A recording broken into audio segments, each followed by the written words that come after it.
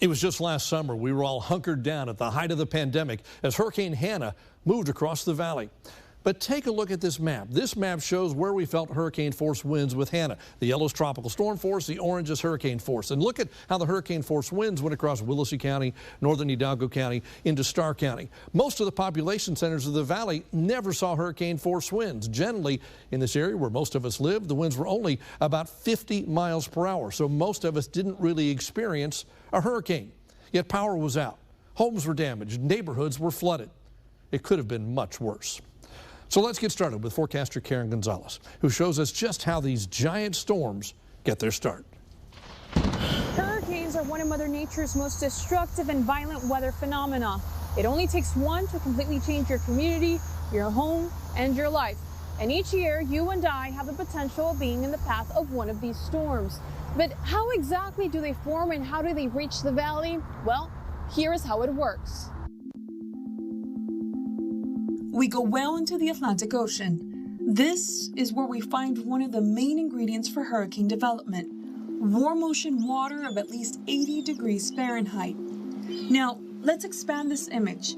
Here I show you numerous hurricane tracks from the past. Notice how close they are to the African coast.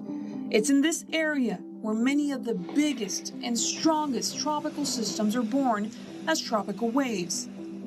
These tropical waves are generated by the African easterly jet. The small jet is due to the temperature difference between the hot Saharan desert and the cool waters of the ocean.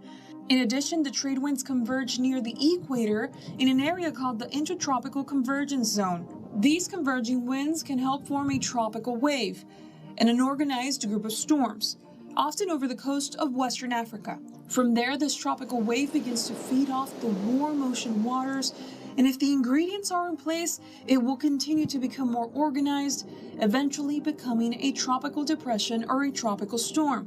Before we know it, the system continues to move west due to the push of trade winds.